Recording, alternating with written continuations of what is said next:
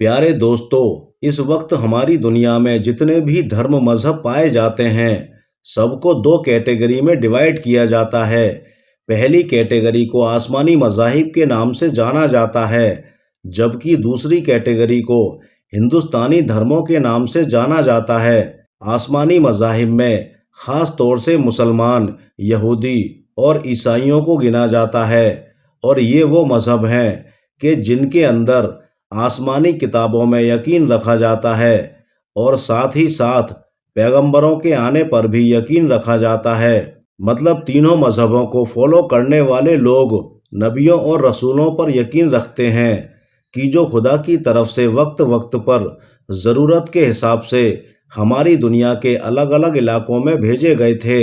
यानी दुनिया को सीधा रास्ता दिखाने के लिए, लोगों को बुराइयों से बचाकर अच्छाइयों की दावत देने के लिए इन तीनों ही मज़हबों को यानी आसमानी मज़हबों को इब्राहिमी मज़हब के नाम से जाना जाता है। वो इसलिए क्योंकि इन तीनों ही मज़हबों का कनेक्शन किसी न किसी तौर से ऊपर जाकर अल्लाह के एक मशहूर पैगंबर हज़रत इब्राहीम अलैहिस्सलाम से जुड़ जाता है। वहीं इब्राहीम अलैहिस्सलाम जहां एक तरफ मुसलमान इब्राहीम अलैहिस्सलाम कहते हैं और वहीं दूसरी तरफ यहूदी और ईसाई अब्राहम के नाम से जानते हैं। वहीं अगर बात करें हिंदुस्तानी धर्मों की, तो ख़ास तौर से गिनती होती है हिंदुइज़्म की, सिखिज़्म की, जैनिज़्म की और बौद्धिज़्म जैसे धर्मों की। और इनको हिंदुस्तानी धर्म इसलिए कहा जाता है क्योंकि ऐतिहासिक तौर पर इनका कनेक्शन सीधे तौर पर हिंदुस्तान की सरजमीन से जुड़ जाता है। मगर प्यारे दोस्तों, आप लोग अगर इस्लाम की सबसे मुक़द्दस किताब कुरान पाक को पढ़ेंगे तो आपको पता चलेगा कि हज़रत मोहम्मद मुस्तफ़ा सल्लल्लाहु अलैहि वसल्लम इस्लाम के आखिरी पैगंबर हैं। यानी आपके बाद अब कोई भी नबी और रसूल नहीं आएगा, और जब कोई नबी और रसूल नहीं आएगा तो जाहिर सी बात है कि कोई आसमानी किताब भी नहीं आएगी। मगर याद रहे दोस्तों, इससे पहले दुनिया में बेशुमार नबी और रसूल आ चुके हैं, जिनमें से ज़्यादातर तो ईसाई और यहूदी धर्म के लोग भी यकीन रखते हैं। और यहाँ तक हदीसों और कुछ ऐतिहासिक किताबों में ये बात भी वाज़ेह हो चुकी है कि आखिरी पैगंबर हज़रत मोहम्मद मुस्तफ़ा सल्लल्लाहु अलैहि वसल्लम तक हमारी दुनिया के हर कोने, हर इलाके में नबी भेजे गए थे, और इनमें से सिर्फ 25 नबियों का नाम ही कुरान शरीफ के अंदर मौजूद है।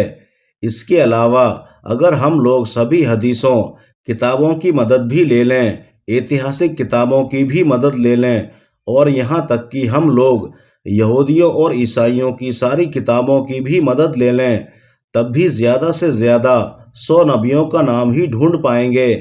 यानी कि डिटेल के साथ हम बहुत कुछ ज़्यादा से ज़्यादा 100 नबियों के बारे में ही जान सकेंगे। मगर हाँ, इन तमाम चीज़ों के बावजूद भी इस बात में कोई शक नहीं कि कुरान के मुताबिक हर दौर में दुनिया की हर कौम में एक ना एक नबी को ज़रूर भेजा गया। इस दुनिया में जहाँ भी आबादी रही है, जहाँ जहाँ पर भी इंसान रहा है, जहाँ जहाँ पर भी छोटी बड़ी कौमें आबाद रही हैं, वहाँ पर उनकी हिदायत के लिए अल्लाह की तरफ से एक ना एक नबी रसूल भेजा गया है। मगर दोस्तों, हमें जब भी कभी ये बात बताई जाती है तो हमारे दिमाग में सबसे पहले जो सवाल पैदा होता है वो यही होता है कि अगर दुनिया में हर इलाके में नबी आए हैं, हर कौम में एक नबी को भेजा गया है, तो आखिर फिर हमारे खुद के इलाके में हिंदुस्तान में कौन से नबी आए थे? क्योंकि आम तौर पर जहां दुनिया के ज़्यादातर इलाकों में आने वाले नबियों और रसूलों के ज़िक्र से किताबें भरी पड़ी हैं, वहीं दूसरी तरफ ऐतिहासिक किताबों में ऐसा कोई ठोस सबूत नहीं मिलता है कि जिससे हम ये मान सकें कि हमारे देश हिंदुस्तान के इतिहास में कभी कोई नबी या रसूल आए हों कि जिन्होंने अपनी ज़िंदगी का एक लंबा वक्त हमारे इस इलाके में गुजारा हो, इस इलाके के लोगों के बीच में रहे हों और लोगों को नेकी की दावत दी हो। तो दोस्तों, आज की इस वीडियो में हम इतिहास की मदद से ये जानने की कोशिश करेंगे कि हमारे देश भारत में अल्लाह के कौन से नबी या फिर रसूल आए थे, कोई आए भी थे या नहीं आए थे, اگر کوئی نبی آئے تھے تو ان کا نام کیا تھا اور وہ کون سے دور میں آئے تھے؟ پیارے دوستو، سب سے پہلے تو ہم آپ کو یہ بتاتے چلیں کہ آپ میں سے جتنے بھی لوگوں کے دماغ میں اکثر یہ سوال آتا رہتا ہے اور ان کو پریشان کرتا رہتا ہے، تو ان سبھی کو یہ جان کر حیرانی ہوگی کہ ہماری دنیا کے سب سے پہلے جو پیغمبر تھے، جو پیغمبر ہونے کے ساتھ ساتھ دنیا کے سب سے پہلے انسان بھی تھے، کہ جن کو ہم لوگ آدم علیہ السلام کے نام سے جانتے ہیں، وہ دراصل خود ہندوستان کی سرزمین پر ہی اتارے گئے تھے۔ یعنی دنیا کے سب سے پہلے انسان، پہلے نبی ہندوستان میں ہی آئے تھے۔ اس دور میں حضرت آدم علیہ السلام کو ہندوستان کے علاقے کی جس پہاڑی پر اتارا گیا تھا، دراصل آج کے دور میں وہ سری لنکا میں موجود ہے۔ یہاں پر آپ کو ایک بات اور بتاتے چلیں کہ جو آدم لفظ ہے، یہ نہ تو کسی عربی زبان کا ہے اور نہ ہی فارسی زبان کا لفظ ہے، بلکہ یہ کسی اور ہی زبان کا لفظ ہے۔ ویسے ہندو دھرم گرنتھوں میں بھی آدم کو آدی پرش کے نام سے جانا جاتا ہے، یعنی شروعاتی یا پھر اوریجنل یا پھر سب سے پہلا انسان،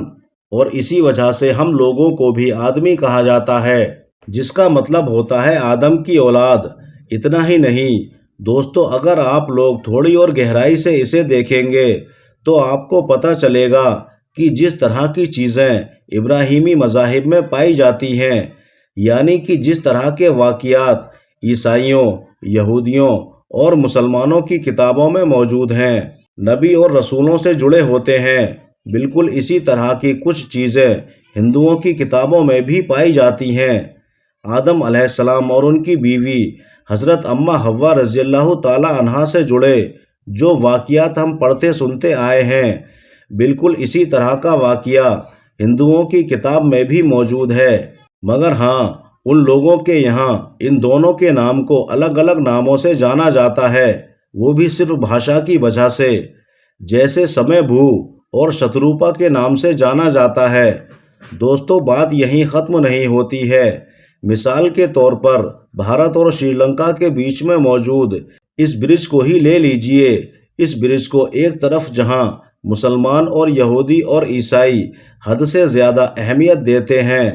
تو وہیں دوسری طرف ہندو دھرم میں بھی یہ پوتر مانا جاتا ہے۔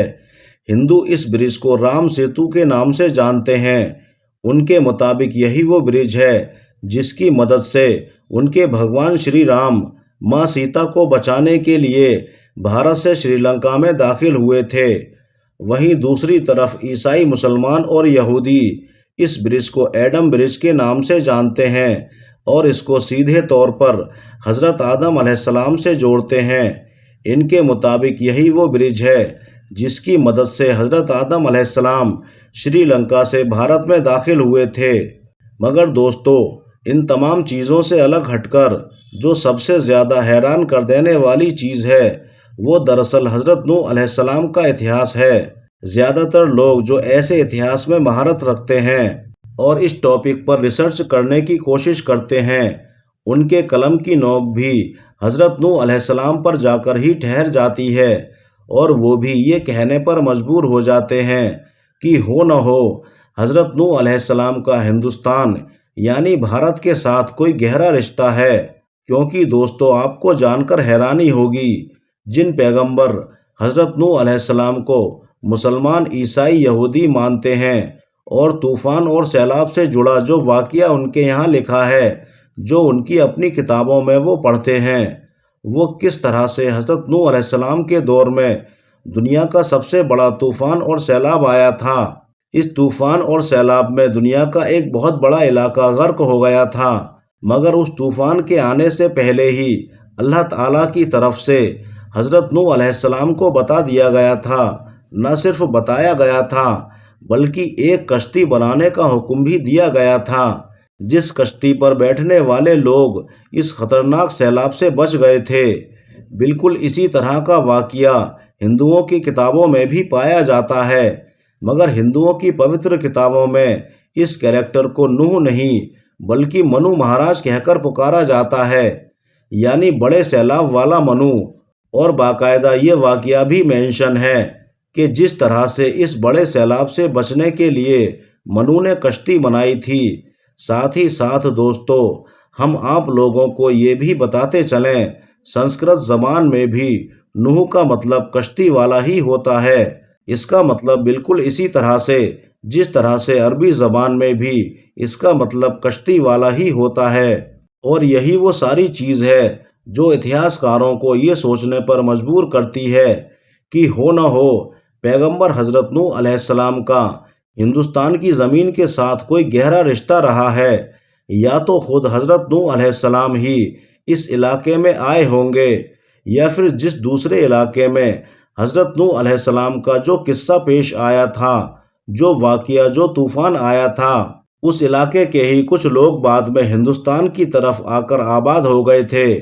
فی الحال دوستو، سچائی کیا ہے یہ ہم میں سے کوئی نہیں جانتا۔ ہم تو صرف واقعوں کی مدد سے، اتہاس کی مدد سے، کتابوں کی مدد سے ہی اندازہ لگا سکتے ہیں۔ اس کے علاوہ قرآن پاک میں ایک نبی کا اور نام آتا ہے جن کا نام ہے ذوالکفل۔ ان کے بارے میں قرآن اور حدیث میں کوئی زیادہ تفصیلات نہیں دی گئی ہیں۔ بہت سارے عالموں کا ماننا ہے کہ ذوالکفل سے مراد گوتم بدھ ہیں، یعنی مہاتما بدھ ہیں، کیونکہ مہاتما بدھ کا جنم کپل وستو نام کی جگہ پر ہوا تھا، اسی لیے اس کپل وستو کو عربی میں ذوالکفل کے نام سے پکارا گیا ہے۔ واللہ عالم۔ تو دوستو، آج کی ویڈیو میں بس اتنا ہی۔ انشاءاللہ ملیں گے اگلی ویڈیو میں، تب تک کے لیے اللہ حافظ۔